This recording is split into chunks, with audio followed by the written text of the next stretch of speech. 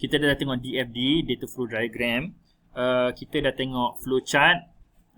Jadi yang ketiga kita nak tengok ialah business process diagrams. Okay. Jadi dia kata kat sini business process diagram is a visual way to represent the activities in a business process. Jadi dia nak tunjukkan apakah aktiviti-aktiviti di dalam business process. Tujuannya ialah supaya semua pengguna perniagaan boleh memahami proses dengan menggunakan standard notation, menggunakan simbol-simbol yang standard. Can show the organizational unit performing the activity. Dekat sini dia boleh tunjukkan organizational unit. Dia business process diagram dia hampir-hampir macam DFD yang awal tadi. Dia simbol dia tak banyak, tetapi dia dengan BPD ni kita boleh nampak department ataupun organizational unit yang menjalankan aktiviti. Kalau dalam DFD dia tak tunjukkan department yang buat aktiviti, dia hanya tunjuk apa yang berlaku dalam sistem, proses-proses yang berlaku dalam sistem. Tetapi dalam BPD dia akan tunjukkan department apa yang department buat, okey, berkaitan dengan memproses data. Jadi dia fokus dia sedikit lain lah, okey. Tapi simbol-simbol dia pun simbol yang tak banyak. Okey, dia ada satu simbol rectangle ni ialah activity in a process. Dalam satu proses besar, apakah aktiviti dia.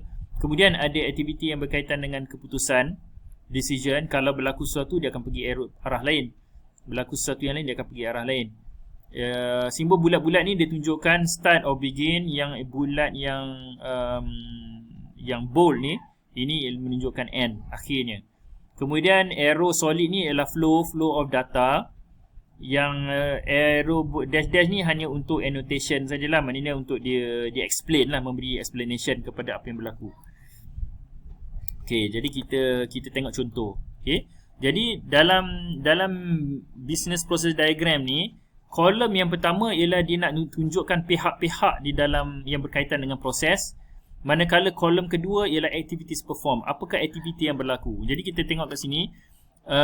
Untuk ini pun adalah sistem payroll juga, berkenaan dengan sistem payroll. Dia menunjukkan bahawa ada 1, 2, 3, 4, 5, 6. Ada 6 pihak dalam organisasi yang terlibat dengan payroll system. Pertama ialah new employee, iaitu pekerja baru. So pekerja baru, apa proses yang pekerja baru kena buat? Kita tengok dekat line ni, dekat row ni, ialah dia kata complete new employee form. Jadi apa kerja new employee? Berkaitan dengan gaji dia ialah dia kena complete new employee. Dia isi borang lah, isi borang pekerja baru. Borang pekerja baru ni akan digunakan oleh siapa? Kita tengok arrow ni pergi mana.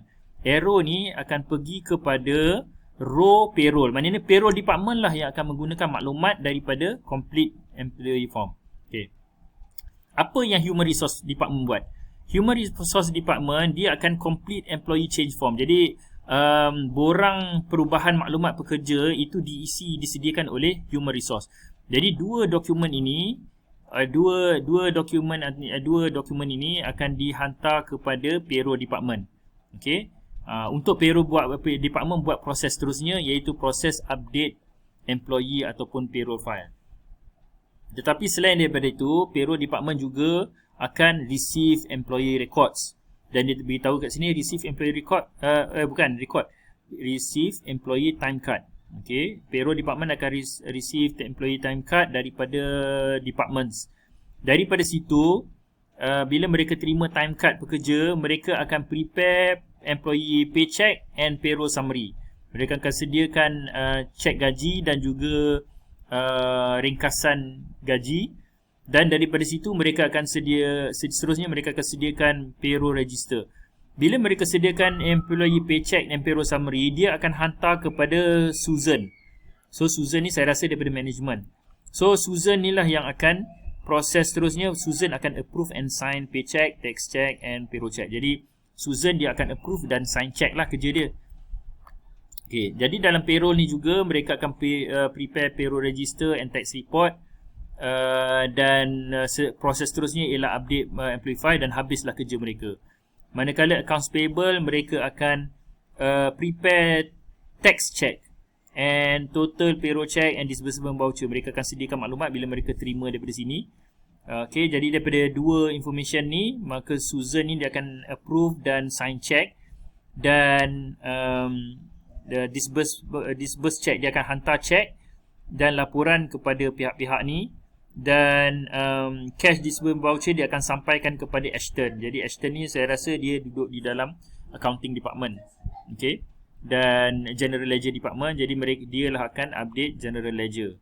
Okey, jadi yang ini ialah satu lagi bentuk dia. Jadi yang ini saya rasa dia dalam banyak-banyak, yang ini yang mungkin yang gambar rajah yang paling mudah difahami lah di kalangan ketiga-tiga jenis tadi.